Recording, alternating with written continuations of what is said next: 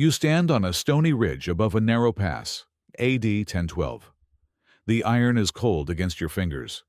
A Viking battle in medieval history gathers below. Drums thud. Tar smoke hangs in the air. Down the slope, a mass of spears forms. Word passes along your line. 800, hold this ground. 40,000 march to break it. You set your shield. You taste salt on the wind. You hear men breathe. Numbers will not decide what happens next. You study the valley. A river cuts the floor. The banks are soft. Wagons clog the road. The enemy comes in columns, not in line. Their outriders hurry them forward.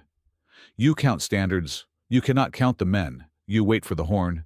You grip the rim of ash wood. This stand will carry your name if you live. This story matters now, because tactics still beat size when terrain and timing align. One choice will trap a crowd. The Jarl stands 2 paces back. He wears a plain helm. His voice stays low. He orders the first rank to ground their spear points. He places slingers behind the 3rd shield row. He sends 10 men to a hidden ravine. He speaks a number again. 800. He wants the number to spread. The enemy scouts ride close, then pull away. The Jarl does not move the line. He moves only messengers. He waits for noise from the rear of the column. He listens more than he speaks. A horn call hides a second plan. 3 scouts slide back up the ridge. They bring a torn banner. They say the left flank of the enemy is tired. They say many march without water. The Jarl asks about the ford. Mud to the knee, a scout answers. The Jarl nods once. He points to a marker stone. He orders the reserve to hold there. He keeps one order to himself. He tells no one when to spring the trap.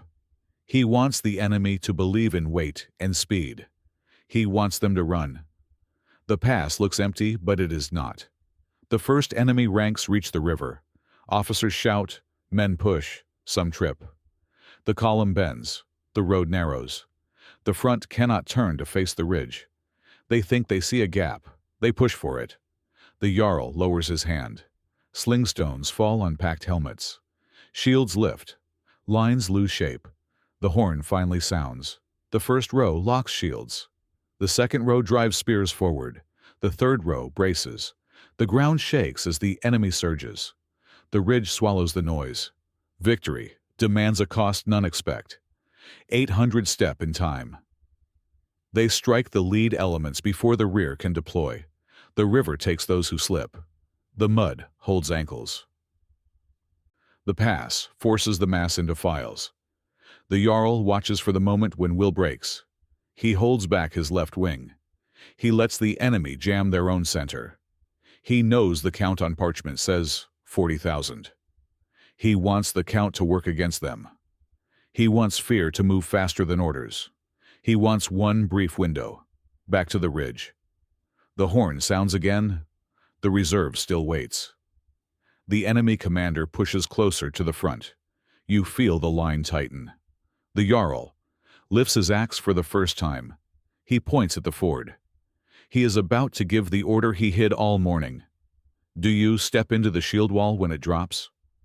The Jarl gives the order he hid since dawn. The left wing drops shields, steps back 3 paces, and shows a false gap. Trumpets below answer with a rush. Officers shout men forward. The center holds firm on the ridgeline. The reserve waits by the marker stone. Slingers fix on officers and standard bearers. 10 picked men slip into the ravine again with axes and coils of rope. The Jarl keeps his helm plain. He moves only messengers. He wants 1 mistake from the enemy, not 3. A feigned weakness draws real weight. The shield wall breathes together. The front rank kneels. Spear points angle down to the ford. The second rank drives over shoulders. The third rank keeps the wall tight. Skjoldborg, the shield fortress, was old practice in the north. A horn on the enemy side tries to dress the column. The road denies it. Files bottleneck. The Jarl's left gives 1 more step, then stops. The right wing angles inward. The shape becomes a wedge. The false gap stays open like a mouth. Men pour toward it. One opening hides a second plan. He names his heir to hold the standard. The boy is 15. It is duty, not glory. The Jarl tells him to stand 2 paces behind the line. He assigns 4 guards to the banner. Household stakes become field stakes in a breath. The enemy vanguard reaches the soft bank. Boots sink, shields tilt.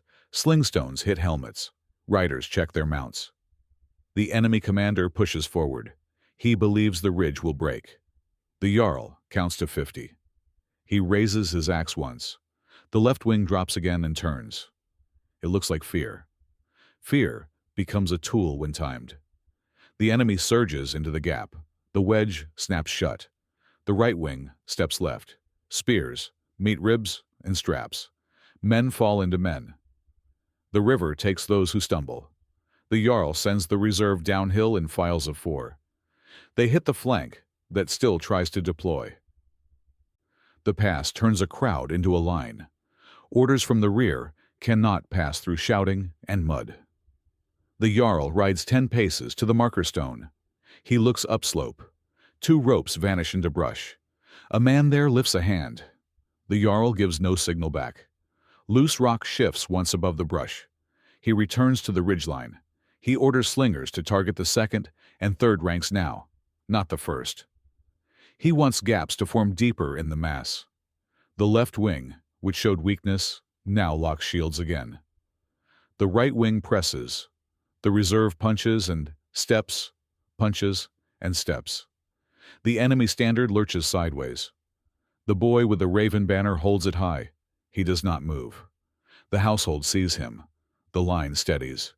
The Jarl's voice stays level. He tells runners to carry one phrase: hold the wedge. Let them jam. Crowds defeat themselves in narrow ground. A courier from the scouts arrives. He brings a badge ripped from a cloak. The device belongs to a rival lord within the enemy host. The Jarl reads the stitchwork. He says nothing. He hands the badge to his 2nd. The 2nd understands. Some men below do not want to be here. The Jarl files that fact away. He watches the river darken with churned silt. He watches the officer knots fray. He does not look back at the brush or the ropes. The marker stone keeps its place. This matters now because leaders still win with terrain, timing, and morale, not only numbers. The enemy commander finally reaches the front. He sees the trap. He calls for a pullback, but the rear still pushes forward. The Jarl lifts his axe again. He points to the mudbank. The reserve angles toward the ford. The left wing steps. The wedge tightens. The ridge seems to hold. The enemy mass groans as men try to turn in a space built for carts. The Jarl's heir lowers the banner a hand's width to rest, then raises it again. The ropes in the brush stay quiet, for now. The ropes snap taut in the brush. The first rock shelf goes. Stones barrel into the ford. Mud turns to slurry. Men sink to the thigh. The 2nd rope releases a moment later. Boulders clog the cart track behind the vanguard. The pass becomes a box. The enemy rear cannot move forward or turn. The front cannot spread onto higher ground. The wedge holds. The reserve keeps driving in files of 4. The Jarl watches the flow stop. He nods once. A pass becomes a prison for the many. Realm stakes arrive with the dust. A merchant caravan waits 2 valleys away. A royal tax officer rides with it. Grain for a garrison lies on those wagons. If the enemy breaks through, they take the route to the coast. They seize a pier and levy tolls. They claim a banner for their prince. If the Jarl holds, the coast stays open to his traders. A border treaty stands for another season. The battle shifts from household fear to realm consequence. Medieval history often turns on one road. A realm watches this ridge decide taxes. 3 months earlier, the Jarl sat with 2 town elders and a shipmaster. They spoke of a prince's claim to tribute. They named a boy sent as a hostage to seal that claim. He was 12. They called it dynastic duty, not cruelty. The Jarl asked which lord carried the prince's orders in the field. 2 elders spoke the same name. The same badge now sits in the Jarl's second's hand. He files the pieces together and says nothing. He returns to the ridge edge and studies the enemy knots. One badge hints at a larger fracture. Below, the enemy commander tries to build a second line on the near bank. He plants standards. He forces men to face uphill. Arrows begin to scratch the ridge. The Jarl orders shields higher. Slingers shift to target the officers riding the line.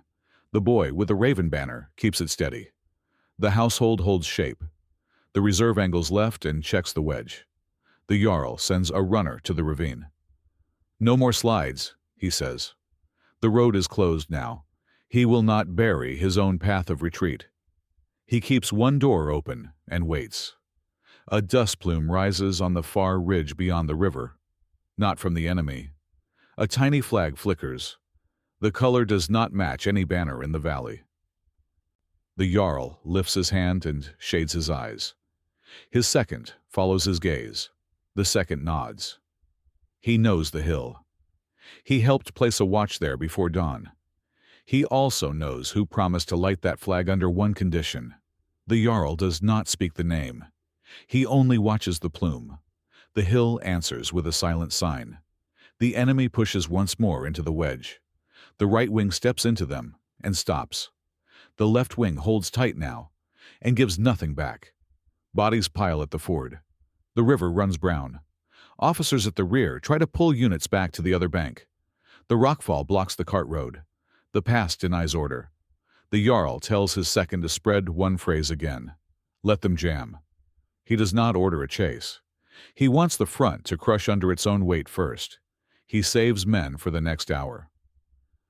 Discipline beats fury when space is scarce.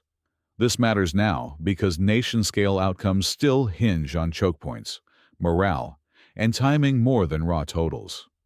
Leaders win or lose long before a charge. Numbers on a page can mislead.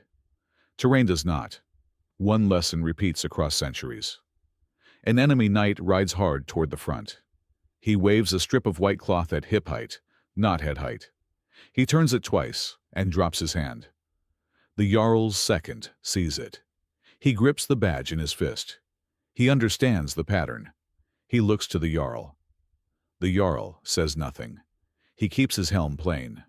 He raises his axe shoulder high and holds it there. The runner to the far ridge waits for a sign. The next order will show who stands with whom. The Jarl lowers his axe a hand's width. The knight with the white strip turns it once more at hip height. On the far ridge, the tiny flag flips. The runner raises his arm. The Jarl gives a short nod. The reserve halts. Drums beat a double stroke. The wedge holds shape. The enemy still jams at the ford. 800 stand in order. 40,000 press and cannot deploy. One banner hides a pact sworn at law. 3 months earlier, back to the hall. The Jarl stood before the Thing assembly. A law speaker recited the ring oath. A silver arm ring lay on the board. A bishop's clerk watched and marked a date on a wax tablet. The rival lord, whose badge now rests in the Jarl's second's fist, swore a narrow pledge. He would hold his men if one condition stood. The Jarl would foster the prince, age 12, as a dynastic heir for 2 winters, unharmed and taught letters. Under custom, a man does not draw steel against a foster father without shame and fines in silver. The oath sat quiet until today. An old oath moves an army without a charge. Now, below the ridge, the rival lord keeps his word. His block of men stops at the cart bend. Standards dip, then point away from the ridge. Carts swing sideways across the track. Drivers cut traces. The rockfall sealed the front. The carts seal the rear. Officers shout. Some strike their own men. The enemy commander rides toward the blockage with a knot of guards. He sees the badge. He knows the name. He reaches for his sword. One signal turns numbers into dead weight. The Jarl sends messengers with 4 words. Hold, let them jam. Slingers ignore the men at the very front now and target the officers near the blockage. The right wing keeps its pressure on the jammed vanguard. The left wing neither retreats nor chases. The reserve faces the cart road and forms a second wedge downhill. The boy with the Ravine banner holds position 2 paces back. He is 15. It is duty, not glory. Household stakes remain tied to realm stakes. A foster tie outweighs a levy in panic. The enemy commander draws his sword and points it at the rival lord. Arrows from his own rear fly into the crush. Men drop, horses shy. The cart road becomes a wall of wooden bodies. The rival lord's men lock shields and face inward, not up the slope. They do not strike the ridge. They hold their ground and wait, the knight with the white strip wheels back behind them. He is safe for the moment. The Jarl watches. He does not wave. He counts heartbeats. He will not spend men before the break. Custom now matters as much as steel. The foster tie gives the rival lord a shield in words, not wood.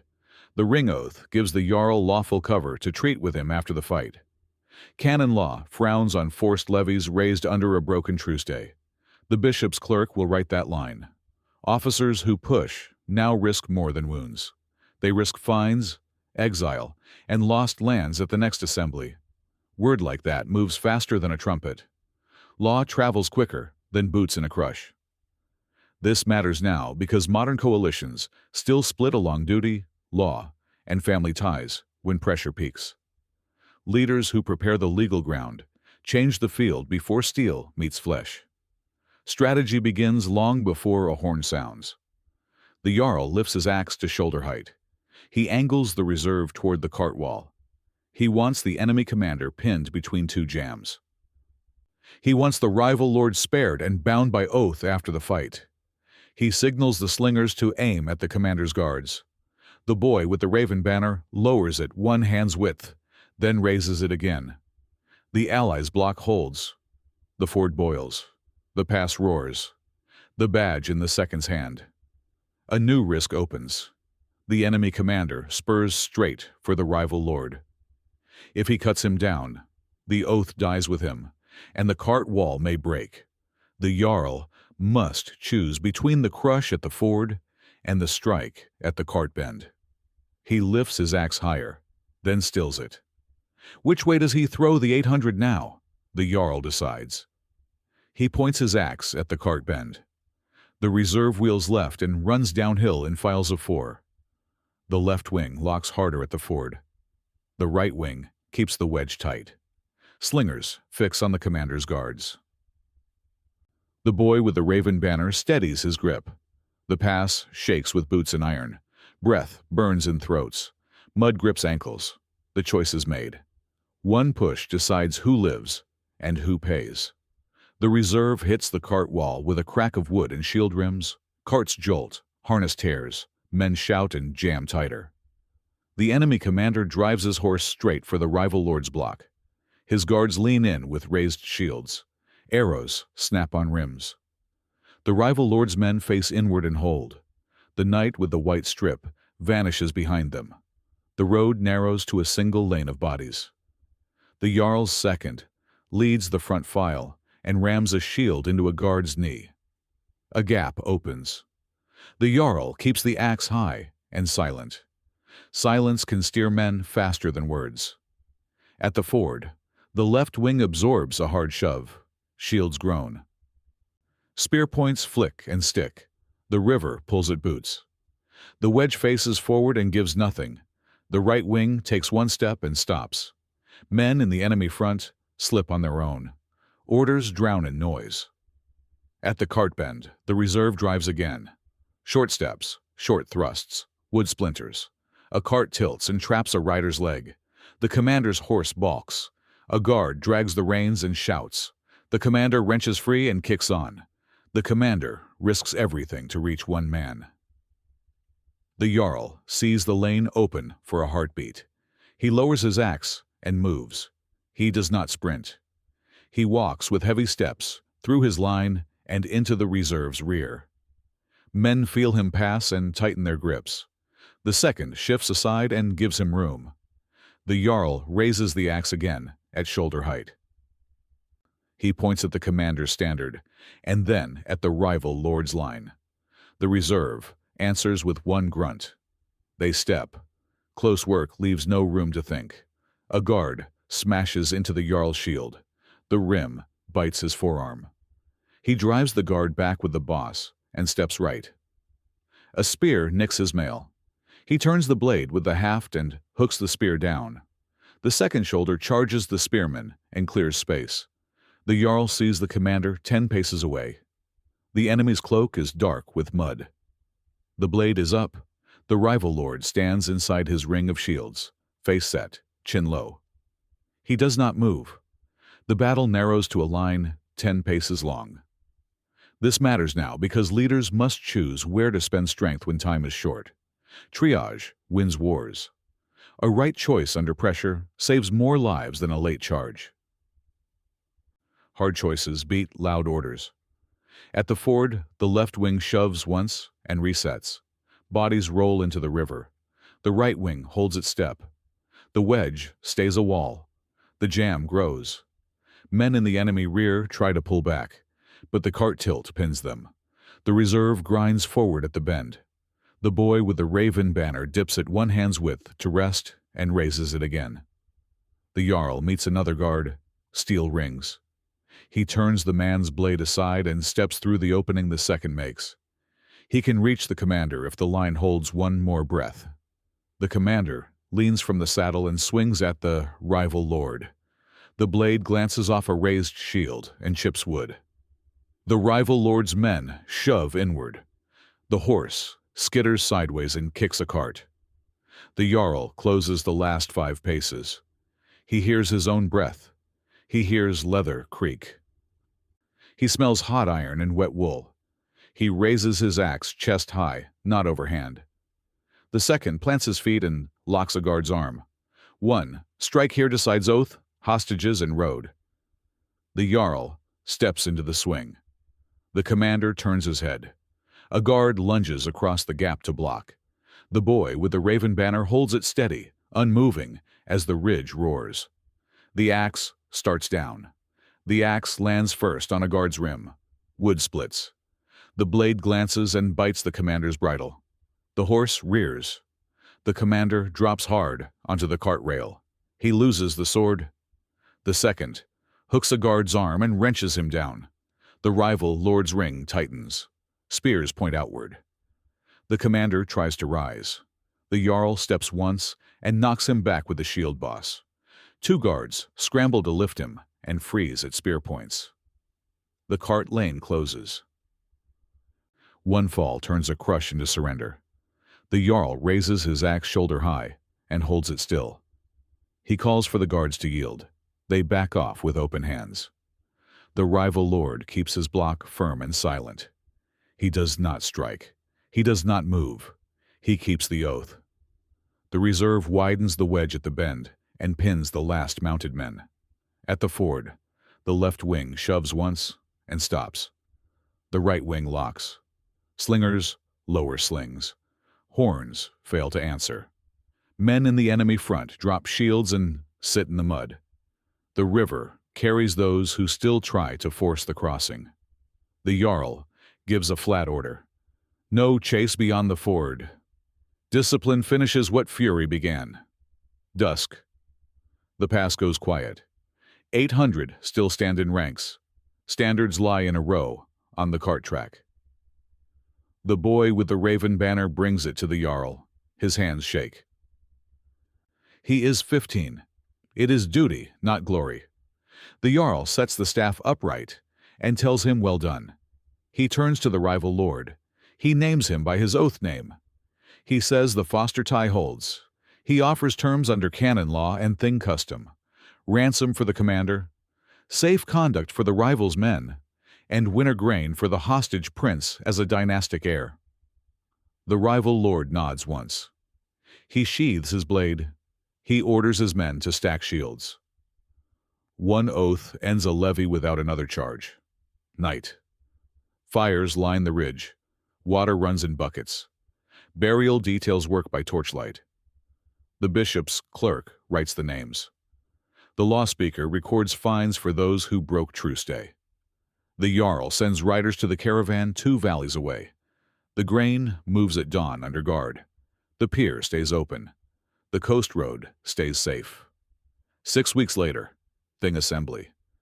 The Foster Pact extends for 2 winners. Lands change hands. Silver crosses the board. The rival lord stands and speaks for peace on that road. The commander pays and goes. He leaves standards as pledges. The hall agrees. Paper seals the ground the wedge won.